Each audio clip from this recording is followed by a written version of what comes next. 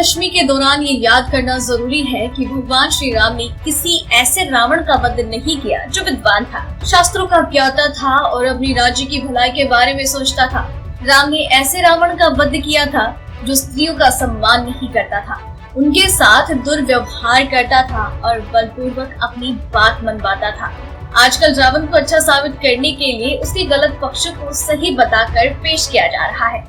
हाँ, रावण रचित शिव तांडव हम आज भी गाते हैं, जिसका अर्थ ये हुआ है कि बुरे से बुरे व्यक्ति ने भी अगर कोई अच्छा काम कर दिया तो उस अच्छे को याद रखा जाता है, लेकिन उसे अपने कर्मों का फल अवश्य मिलता है। रावण के संगीत ज्ञान की प्रशंसा चल सकती है, लेकिन उसने सीता को छुआ भी नहीं वाला नैरेटिव बहुत गलत है, क्योंकि रावण का इतिहास उस प्रकार का नहीं रहा।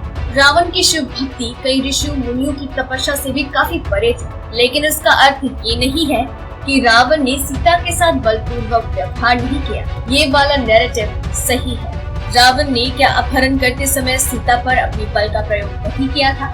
लंकापति का इतिहास वाल्मीकि रावण के ही एक अंश से पता चलता है, जो महर्षि वाल्मीकि द्वारा रचित है और जिसे राम कथा का मूल माना जाता है।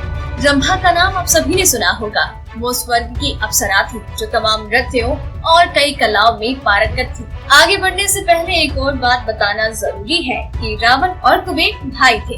कुबेर के पुत्र का नाम था नल कुबेर। रंभा नल कुबेर की प्रेमिका थी और इस रिश्ते से रावण की बहू लगती थी। एक दिन जब वो अपने प्रेमी से यानी कि नल कुबेर से मिलने के लिए जा रही थी, तभी रावण उसकी सुंदरता पर मोहित हो गया और उसने रंभा से आपत्तिजनक बातें पूछी।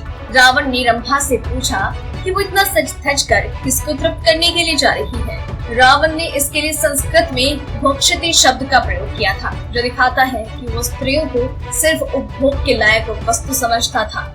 रंभा ने रावण को रिश्ते नातों की याद दिलाई। पहले तो रावण ने ये मानने से इनकार ही कर दिया कि वो उनकी पुत्र वधू है, लेकिन जब रंभा ने नल कुबेर के बारे में बताया तो रावण ने फिर आनाकानी शुरू कर दी। उस समय रंभा काफी डरी हुई थी और देवताओं को भी जीत चुके रावण के बारे में उसे पता था कि वो कुछ भी कर सकता है। डर से कांप रही रंभा को शायद ये नहीं पता था कि रावण अपनी दुष्टता के कारण रिश्ते नातों की भी परवाह नहीं करेगा। क्या आपको पता है कि जब ये साबित हो गया कि रंभा रावण की पुत्र वधू है, तब रावण ने क्या जवाब दिया? रावण ने कहा कि सारे रिश्ते नाते सिर्फ उन्हीं स्त्रियों के लिए होते हैं जो सिर्फ एक पुरुष की पत्नी। उसने रंभा से कहा कि स्वर्ग लोक में तो ऐसा कोई नियम कानून या रिश्ते नाते नहीं होते।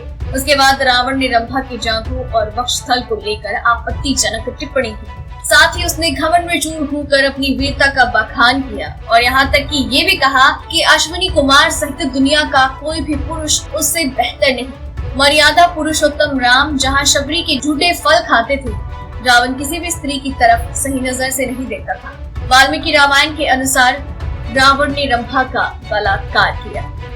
आप ये जो श्लोक देख रहे हैं, इसका अर्थ है कि राक्षस राज रावण ने रंभा को बलपूर्वक शिला पर बैठाया और फिर काम भोग में लीन होकर बलपूर्वक उसके साथ समागम किया।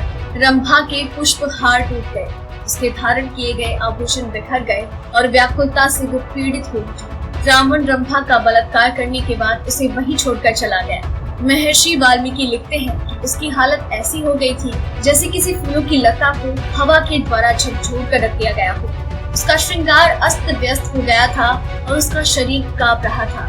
बिलखती हुई रंभा अपने प्रेमी नल कुबेर के पैरों पर गिर पड़ी। रंभा ने नल कुबेर को बताया कि रावण स्वर्ग जीतने के लिए भारी संख्या में सैन्य बल लेकर आया है और इसी दौरान उसने उसका बलात्कार किया। नल कुबेर महामना थे, उनमें ब्राह्मणों जैसी धर्मशीलता और क्षत्रिय जैसी वीरता थी। अपनी प्रेमिका के साथ हुए अत्याचार से क्रुद्ध होकर नल कुबेर ने उसी क्षण रावण को श्राप दिया था कि अगर आगे उसने किसी भी स्त्री के साथ बलपूर्वक समागम करना चाहा तो उसके सिर के टुकड़े हो जाएंगे। अर्थात रावण तब तक किसी भी स्त्री के साथ संभोग नहीं कर सकता था जब तक वो ऐसा चाहती ना हो। अब आपको जवाब मिल ही गया होगा कि रावण ने सीता से इतनी मिन्नतें क्यों की। उसने क्यों सीता के साथ लंका में जबरन कुछ गलत करने की कोशिश नहीं की। ये जो आप श्लोक देख रहे हैं, ये नल कुबेर का श्राप है। सीता हरण के समय भी रावण ने अपने ही मुंह से कहा था कि किस तरह से उसने इधर उधर से काफी सारी स्त्रियों का अपहरण करके उन्हें लंका में लाकर रखा है। अगर किसी के भी भीतर रावण के अच्छे पक्षों की चर्चा होने की इच्छा होती है तो उसके अच्छे की चर्चा करने में कोई बुराई नहीं है, लेकिन जिस क्षेत्र में वो बुरा था बलात्कारी था, उस मामले में उसकी बुराई में अच्छा ढूंढने वालों को कम से कम बिना तथ्यों को जाने दुष्प्रचार नहीं करना चाहिए। आज की जानकारी में वाल्मीकि रामायण के अलावा किसी दूसरे सोर्स से कुछ भी नहीं लिया गया। आज जो भी कहानी मैंने आपको बताई है वो वाल्मीकि रामायण के उत्तरकांड में वर्णित है और श्लोक संख्या देखकर आप इसे पढ़ सकते हैं। आप सीता हरण वाला भाग भी पढ़ सकते हैं, जहाँ रावण ने जोर जबरदस्ती करते हुए सीता को हाथ लगाया और फिर उसे उठाकर अपने रथ में ले गया। रावण अक्सर माँ सीता को अपनी वीरता और धन का लोभ भी देता रहा, लेकिन यही श्राप का डर था कि उसने सीता को कभी हाथ नहीं लगाया। उम्मीद करती हूँ कि जो लोग रावण के इस पक्ष को लेकर उसकी तारीफ कर रहे थे और कहते थे कि मैं राम नहीं रावण हूँ, वीडियो पसंद आई हो तो इसे लाइक और शेयर जरूर कीजिए।